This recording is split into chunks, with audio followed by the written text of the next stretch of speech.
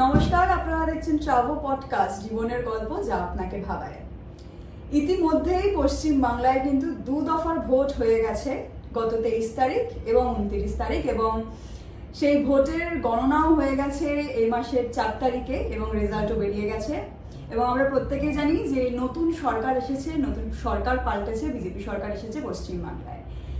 এবং ইতিমধ্যেই আজকে যেটা আমরা ভিডিওটা করছি তার কিছুক্ষণ আগে একটা খবর যেটা বেরিয়েছে সেটা হচ্ছে আমাদের নতুন মুখ্যমন্ত্রী সিলেকশন হয়ে গেছে, এবং যেটার জল্পনা ছিলই শুভেন্দু অধিকারী আমাদের আগামী মুখ্যমন্ত্রী পদে রয়েছেন, থাকবেন আগামী 5 বছর, তারপরেও নিশ্চয়ই থাকবেন। এবার বিষয়টা হয়ে গেছে যে সরকার পাল্টেছে, সবকিছু হয়েছে, পরিবর্তন, সাধারণ মানুষ পরিবর্তন চায়। এবং আজকে এই বিষয় নিয়ে কথা বলবো। আমার সঙ্গে রয়েছেন রাজীব স্যার আমাদের পডকাস্টে। আজকে রাজীব স্যারকে আমি কিছু প্রশ্ন করব এবং সেই প্রশ্নের উত্তরটা দেবেন রাজীব স্যার। আপনাকে অনেক স্বাগত স্যার। নমস্কার, আমি রাজীব, ট্রাভো পডকাস্টে এতদিনে আমি হোস্ট ছিলাম। আজকে তানিশা আমাকে প্রশ্নগুলো করবে। 2026-এর নির্বাচনে 2 দফায় যে ভোট হয়েছে তার ফলাফল 4 তারিখে বেরিয়েছে, এবং এই নির্বাচনের ফলে কে মুখ্যমন্ত্রী হবে সেটা আপনারা জেনে গেছেন। শুভেন্দু অধিকারী মুখ্যমন্ত্রী হচ্ছেন। কাল সকালে শপথ গ্রহণ হবে, যেখানে আমাদের ভারতের স্বরাষ্ট্রমন্ত্রী এবং প্রধানমন্ত্রী আসবেন। স্যার, আমাদের মুখ্যমন্ত্রী নির্বাচন হয়ে গেছে। এবার আপনার কাছে আমার প্রথম প্রশ্ন সেটা হচ্ছে, বিজেপি সরকার এলে সাধারণ মানুষের নিরাপত্তা কতটা বদলাবে? এসে গেছে অলরেডি, আমাদের সরকার পাল্টে গেছে, সাধারণ মানুষ কতটা নিরাপত্তা পাবে? দেখুন, নিরাপত্তার প্রশ্নটা এসেছিল 15 বছর আগে।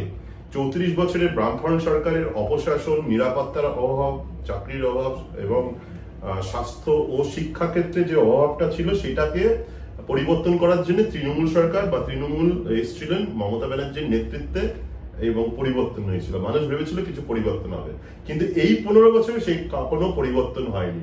তার নিরাপত্তা বলুন, নিরাপত্তা যদি থাকতো তাহলে আরজিকর ঘটনা, ল কলেজের ঘটনা, সন্দেশখালীর ঘটনাগুলো পরপর হতো না। এমনকি মাননীয় মুখ্যমন্ত্রী নিজে রাস্তায় নেমে বলেছিলেন যে আরজিকর ঘটনার দোষী সাব্যস্ত হবে। নিজে একজন মহিলা হওয়ার পরেও এখানে নিরাপত্তার অভাব ছিল। তার জন্য সারা পশ্চিমবঙ্গ তথা সারা ভারত, সারা পৃথিবীর মানুষ রাস্তায় নেমে এসেছিল, রাত জাগা হয়েছিল, কিন্তু আজও পর্যন্ত তার সমস্যার সমাধান হয়নি। এবার দেখার বিষয়, যে বিষয়ে নিরাপত্তা, দুর্নীতি, স্বাস্থ্য এবং বাসস্থান বলুন বা চাকরির নিয়ে যে মানুষের অভাব বা অভিযোগগুলো ছিল, তার যাতে সেগুলো সলভ হয়ে যায় এবং পরিবর্তন আসে সরকারে, তার জন্যই ভারতীয় জনতা পার্টিকে ঢেলে মানুষ ভোট দিয়েছে। এবার পরিবর্তন হবে কিনা সেটা সময়ের অপেক্ষায়। বিজেপি কেন করবে না বা কেন করবে তার কারণটা হচ্ছে, যদি আবার দেখা যায় ভারতীয় জনতা পার্টি বা বিজেপি যে নতুন সরকার না করে, তবে কিন্তু আবার মানুষ তাদের পরিবর্তন নিয়ে আসবে। সুতরাং আমার মনে হয় পরিবর্তিত সরকার, যে নতুন সরকার আসছে, তারা হয়তো এই সমস্যার সমাধান করবে। আচ্ছা, বিরোধী মত প্রকাশে কি কোনো কড়াকড়ি বাড়তে পারে আবারও? দেখুন, বিরোধী কড়াকড়ি যদি দেখেন, বিজেপি বা ভারতীয় জনতা পার্টি আরো যে জায়গায় ভারতবর্ষের যে জায়গাগুলোতে আছে, সেখানে কিন্তু সেই স্বাধীনতাটা নেই। আপনি যদি দেখেন ভারতের বিভিন্ন জায়গাগুলোতে সংবাদপত্রের সেই স্বাধীনতা কিন্তু দেয়নি। ভারতীয় জনতা পার্টি যতই বলুক ডবল ইঞ্জিন সরকার বা আমাদের মেড ইন ইন্ডিয়া বা স্বচ্ছ ভারত, ভারত গর্ব, এত কিছু বলার পরেও কিন্তু স্বাধীনতা নেই। আপনি লক্ষ্য করে দেখবেন আমাদের মাননীয় প্রধানমন্ত্রী খুব কমই সাংবাদিক সম্মেলন করেন এবং সাংবাদিকদের প্রশ্নের উত্তর দেন। সেক্ষেত্রে এখন যে মুখ্যমন্ত্রী আছে শুভেন্দু অধিকারী কিন্তু অন্যরকম। তিনি কিন্তু সাংবাদিকের সঙ্গে প্রশ্নের উত্তরও দেন এবং থাকেন। এবার দেখার বিষয়, তিনি কি তার দলীয় কেন্দ্রীয় নেতৃত্বের কথা শুনবেন না এতদিন যিনি শুভেন্দু অধিকারীকে আমরা দেখে এসেছি তৃণমূলে থাকা অবস্থায় বা বিজেপি থাকা অবস্থায় তিনি সেরকম থাকবেন, সেটাও কিন্তু সময়ের অপেক্ষায়। ঠিক কথা। আমরা জানি যে সরকার পাল্টানোর আগে আমাদের মুখ্যমন্ত্রী ছিলেন মমতা ব্যানার্জি, এবং তিনি থাকার কালীন আমাদের পশ্চিমবঙ্গের 26,000 মানুষের চাকরি চলে গেছে। এবার প্রশ্ন হচ্ছে অর্থনীতি এবং চাকরির ক্ষেত্রে যদি আমি কথা বলি, অর্থনীতি এবং চাকরির ক্ষেত্রে বিজেপি সরকারের কি ভূমিকা থাকতে পারে বা প্রভাব কেমন করতে পারে? দেখুন, এই যে আপনি চাকরির কথা বলছেন, 26,000 চাকরি না থাকার জন্য, কর্মসংস্থান না থাকার জন্য পরিযায়ী শ্রমিক হয়ে গেছে। পশ্চিমবঙ্গের লাখো লাখো মানুষ চলে গেছে ব্যাঙ্গালোর, হায়দ্রাবাদ, এই জায়গায়। আপনি যদি পরিসংখ্যান দেখেন, প্রথম কম্পিউটার কিন্তু আসে কলকাতায়, স্ট্যাটিস্টিক্যাল ইনস্টিটিউটে। আমাদের কাছে সারা ভারতের প্রথম কলকাতায় আসে মেট্রো রেল, প্রথম এখানে আসে।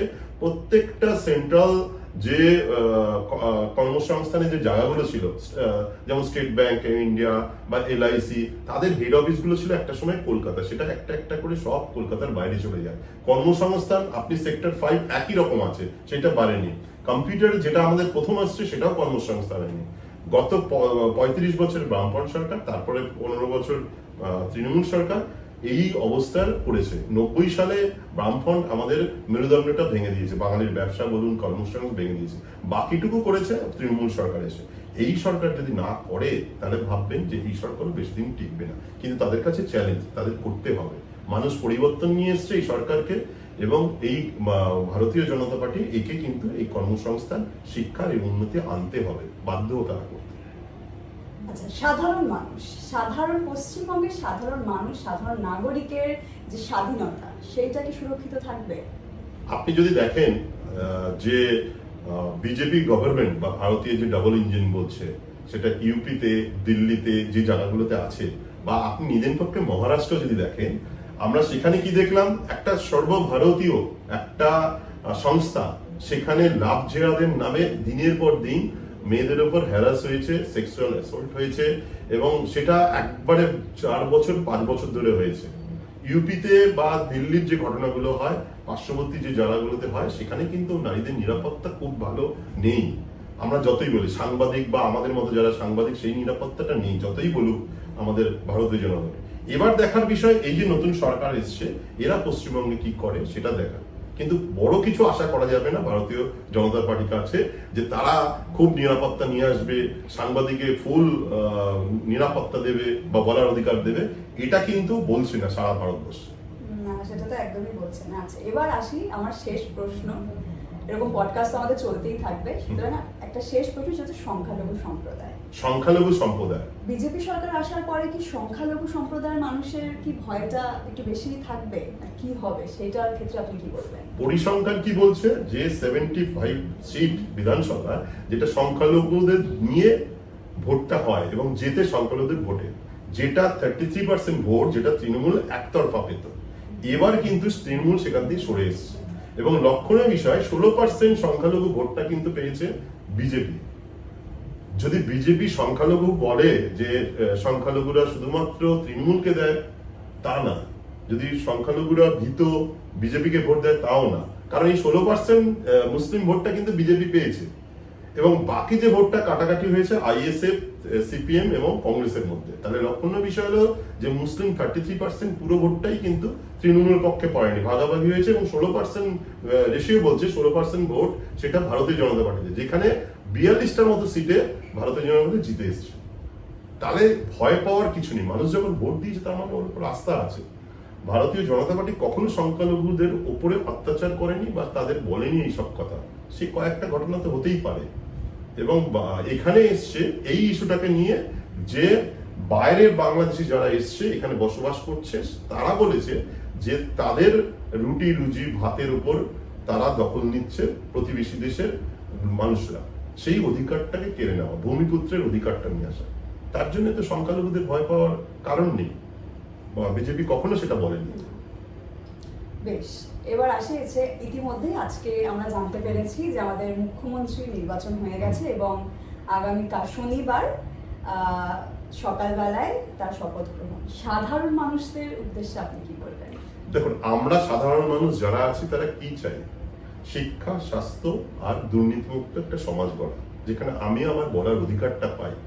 আমরা ট্রাভো পডকাস্ট করতে গিয়ে এরকম আমরা সম্মুখীন হয়েছে, এক মন্ত্রী তাদের ক্লাবে, দুর্গাপুজোর ক্লাবে নিয়ে আমাদের থ্রেট দিয়েছে যে তোমরা কোনো একটা পার্টির হয়ে কথা বলছো। আমরা চাই না ওরকম থ্রেট কালচার, আমরা চাই না ওরকম দুর্নীতি, যেখানে দুর্নীতির চাকরির জন্য শিক্ষকদের টাকা দিয়ে ঢুকতে হবে। তাহলে সেই শিক্ষা কোথায় হবে? আমরা চাই না সেরকম এক স্বাস্থ্য ব্যবস্থা, যেখানে স্বাস্থ্য ডাক্তার যিনি সেখানেই নির্যাতিত হবে, নৃশংসভাবে হত্যা হবে, এবং সে মহিলা। আমরা চাই না সেই সমাজ, যে সমাজ ধর্মের ভিত্তিতে মেরুকরণ হবে। আমরা চাই একটা সুস্থ সমাজ, যে সমাজে আমরা সবাই সুস্থভাবে থাকতে পারি, একসাথে মিলেমিশে থাকতে পারি। এই পশ্চিমবঙ্গ নজরুল রবীন্দ্রনাথের বাংলা, এই বাংলা থেকে নোবেল প্রাইজ এত বেশি পেয়েছে যেটা সারা ভারতবর্ষে কেউ পায়নি। তো আমরা সেই সাংস্কৃতিক ধারক।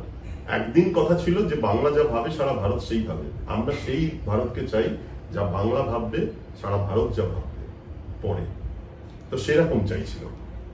আচ্ছা, এরকম আলোচনা আমরা মোটামুটি প্রত্যেক দিনই করতে থাকি। আমরা আগামী দিনেও এরকম অনেক রকম বিষয় নিয়ে কথা তো বলতেই থাকবো। এবার দেখার বিষয় হচ্ছে যে আমাদের যিনি মুখ্যমন্ত্রী হয়েছে শুভেন্দু অধিকারী, তিনি পরবর্তী সময়ে কি কি উন্নয়ন আমাদের বাংলাতে নিয়ে আসছেন, কি নিয়ে আসবে, সেটাই এখন দেখার বিষয়। আপনারা এতক্ষণ দেখছিলেন ট্রাভো পডকাস্ট জীবনের গল্প যা আপনাকে ভাবায়। সঙ্গে ছিলাম আমি তানিশা, আমি রাজীব। আপনাদের কাছে একটি মূল্যবান মতামত নিতে চাই, যে আপনার মতামতটা জানান যে পশ্চিমবঙ্গের নতুন সরকারের কি করা উচিত, এবং আপনার মূল্যবান মতটা আমাদের কমেন্ট বক্সে জানান। ট্রাভো পডকাস্ট জীবনের গল্প যা আপনাকে ভাবাবে।